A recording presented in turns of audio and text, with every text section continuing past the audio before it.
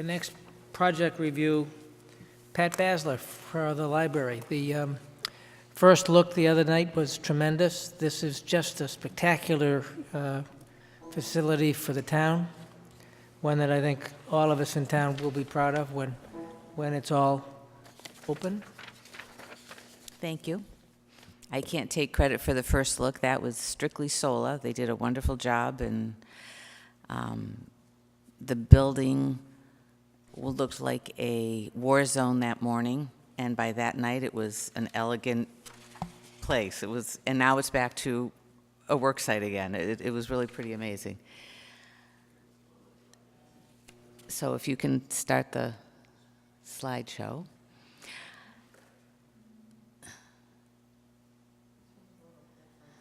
Just hit the space bar. There you go. Yep. Thank you, Sharon.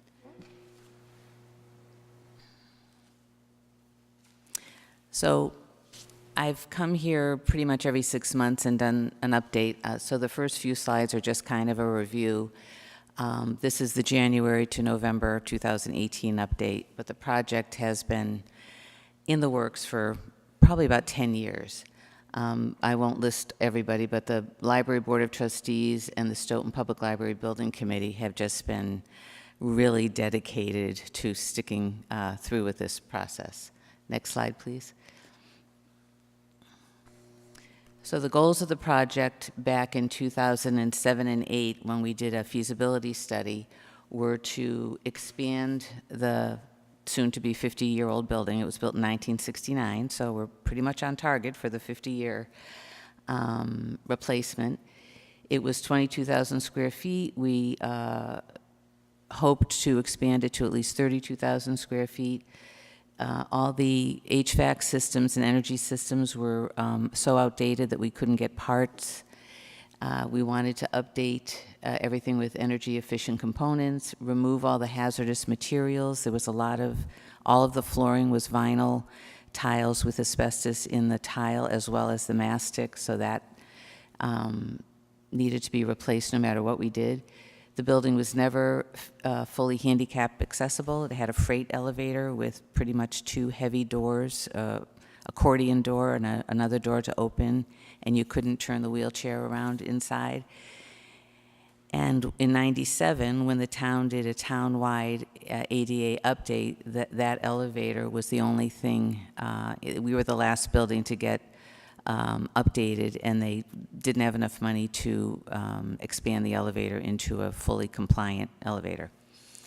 But since we had two entrances, one on each floor, and we tried to accommodate any handicapped people, and we're constantly trying to update the building, we were luckily never in deep trouble over that. The overall goals were also to expand the children and teen space, to offer more variety of public meeting space for the library in the town, and at all costs not lose any parking spaces, hopefully gain some. So those were our goals. Next slide. Thanks. I won't read all this, but this just gives you the timeline. So when people come up to me and say, gee, why do we need a new library? I just say, this is on the website. You should read that. But basically, it's just all the efforts that went on from basically 2009 until 2016 when we actually started the design process. The first 3 years were just going to town meeting and asking to put a handicap-compliant elevator in there. And because of the structure of the building, there's no second floor on the front of the building, and the back of the building is built into ledge. It was a logistical nightmare you couldn't just slap an elevator on the outside of the structure. So it just was cost prohibitive. Next slide, please. So the first milestone, once we got going, was we broke ground, and that was just last June. And that's the cast of characters that were involved at the time. Some of the building committee members, selectmen at the time, a commissioner from the Mass Board of Library Commissioners. And on the very left is Barbara Canavan in the blue jacket. She's 97. She has been a trustee for over 40 years, and I'm so glad that we are finally making this happen while she's still a trustee.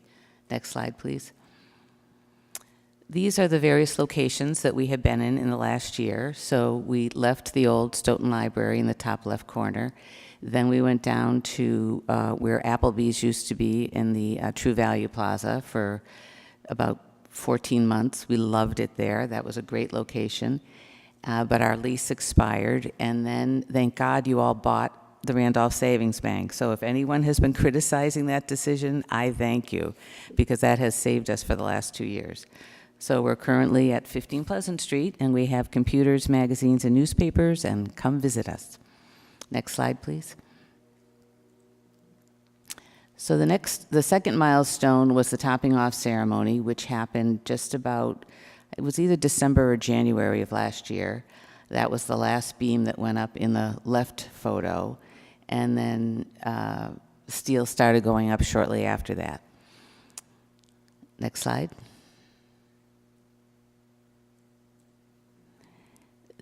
We had, if you may remember, we had at least 3 blizzards last March, and that was a real challenge to keep work going because they had to wrap the outside of the building.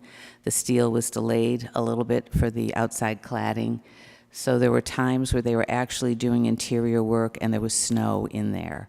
So that was, it made it a little more difficult for them.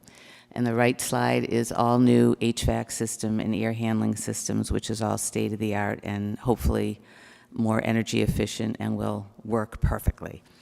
Next slide. These are just some interior challenges, high ceilings. Part of the design phase, we decided to put an additional exit on the Walnut Street side of the building for safety, in case we had to have a quick emergency exit. We would have main exits and entrances on both floors, but then we wanted a third access point, and this was sort of an after design decision, but we're really glad we did it. Next slide. This is landscaping that just has been going in the last couple of months. So the left shot is the front of the building. The right shot is Walnut Street. They did stain the old exterior brick to in a gray to match the front steel, but that was after they repointed and regrouted and did everything they had to do to make that brick last another 50 years. Next slide. These are 2 different shots at different times of the new parking lot on Park Street. And I just want to say thank you to town meeting reps and all of you.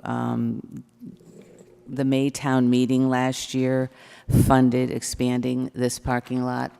So we now have, we went from 45 to 65 parking spaces. So that's, over the course of a week, being open 64 hours a week, having that additional parking capacity, which turns over every hour or so, is huge. So we're really grateful for that. Next slide, please. This is the front entrance from that new parking lot. It's they had to put steel cladding around the pillars and pour the concrete, or place the concrete, however you're supposed to say it, in the front at the bottom of the stairs. There is, if you can see in that right shot where the man is standing with the yellow, there's a guy wire from the telephone pole there, which still has to be relocated. It's in the middle of the sidewalk right now. That's not handicap okay. So that's going to go into some ground patch to the left of it before we can open. Next slide, please. The shot on the left is the result of that's at the main entrance on the right-hand side. It's a community giving tree. That was one of the things that the solar group did. It has 300 leaves, and so they hope that over the course of years, people, when they get the inclination, can buy a leaf for a loved one or something. And the right-hand shot is the inside look of the circulation desk. And you can see that's still not quite done. They're tiling the front of it today. This shot was taken about 2 weeks ago when there was still insulation and interior work being done. Next slide.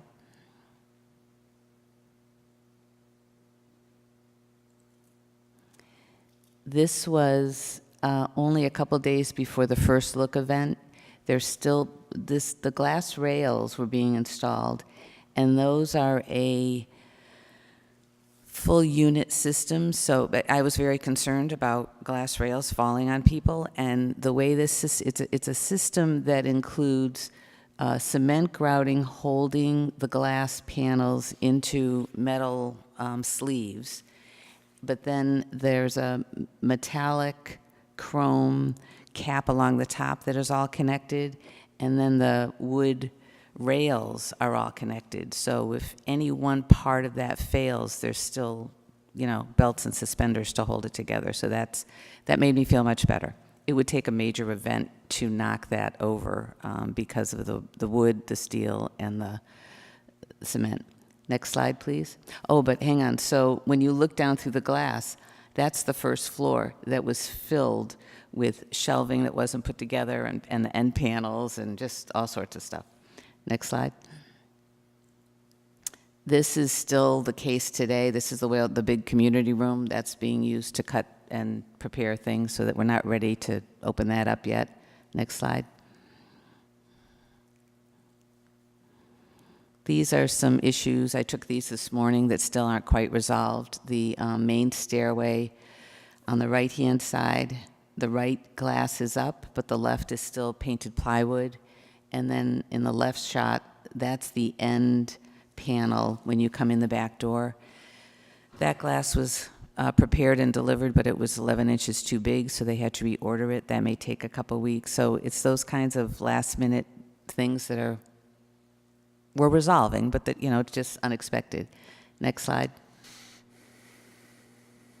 This is all of our 80,000 books were put on rolling wooden book carts like that and then shrink wrapped with plastic. So they have been in 5 40-foot-long tractor trailers parked at the old Washington Street location, thanks to the generosity of our previous landlord. So they are slowly bringing those over and unpacking them as the shelves are being built. And this front left, the shot on the left is the front left corner of the children's area, which is just, it's a preschool area for reading and parents to sit and be in a comfy space. And once the furniture and everything is in there, it really is quite cute. Next slide. This is a rear entrance sign, which we never had before. And oftentimes people would fly down Walnut Street and then realize they missed the library. So we hope we have resolved that. Next slide. These are the upstairs, which is really almost done. They're just 2 different shots of the 10,000 square foot space that's in the front second floor of the building, which has just beautiful light and open space, comfortable reading space, lots of different areas to study and read. Everything has the maximum technology available. There's outlets in the floors, everything's wireless, there's cable everywhere. We hope to have 40 new public access computers, as well as capacity for anyone to bring in their laptop or mobile device and just sit and do what they need to do. Next slide. This is a very similar shot, I think, to what you took, Mike, at the event. And so downstairs, this is taken from upstairs in the front, but downstairs you can see we held 75 people easily just in the front lobby. So it's a nice space for people to gather. And the ceiling design is they carried that same trestle, whatever that's called, in the front. It was in the back of the old building, and they carried it to the roof, the ceiling in the front of the building. Next slide. And so this is my favorite. The contractor on site took the shot on the left in the evening, and the whole building looks blue. I just love it, because it's gray. But the light in the building just looks, it's just a lovely structure. So hopefully we'll be done in a couple more weeks. We're hoping mid-December. We've started moving in now. I'm hoping to get the staff to start moving their stuff in next week and unpack. And then we need about a week to learn all the new systems. There's a automated lighting system, security system, HVAC system, all that stuff. So, and then we have a new time management program for the patrons, so they can use their library card, go right up to a computer, sit down, check in, and just use it for an hour, and then their work will be sent to a printer, like a copy center on one of the 2 floors. So that's where we are. Any questions? Do you have an opening date in mind? And I know it's not fixed yet, but If everything gets delivered, like the glass we're still waiting for, I mean, that's why I hate to say something publicly. I'm saying mid-December, but I would love to have it December 15th. That's a Saturday. We can have a soft opening that week, and then, have a little party for ourselves on that Saturday. That would be great. We're thinking a Saturday this time of year rather than an evening, because it's just so dark and people work and more weather's people awful. from the community can attend. Can attend, yeah. Yeah, that's our hope. And really, it's just been a great project. The people, you'll hear words from the committee when we finally get to that opening day, but this building committee has been fabulous. All the town employees that are on the committee, procurement, facilities, engineering, they've just, people on the committee, the contractors have said, we've never worked with a town where people are so helpful. Like, I will call the DPW and say, can you do this? And they do it, they show up in an hour. They're not used to that, I guess, in the private sector, but everybody has just been amazing on this project, so it's good. It's all Awesome. good. Anyone else, questions? Well, I don't have a question, but I just want to thank you again for all of the work that you've done. As we enter a new era, re-envisioning what a library, what purpose it serves, a community, and creating a facility that addresses those needs is a challenge, because we're always on the cusp of a new discovery and a change of things. But it seems to me, more than anything else, a library represents access to ideas, and having books is an important part of that. But having all of these other amenities, and including just community space, is so valuable. So. Thank you very much for your efforts, and I'm looking forward to see. I wasn't able to get there the other night. That's okay. Apologize. I was in the city, but I'm looking forward to it. It looks really wonderful. Thank you. Yeah, I think the town really has always supported the library, and I think we've been very fortunate that libraries are a community center, and they really are a place for new people come here, new visitors to town, new members to the community, and it really is a nice place to be your first visit. And I think having the high school coming on right after us, it's pretty exciting. Yeah. It's been my pleasure. Tom?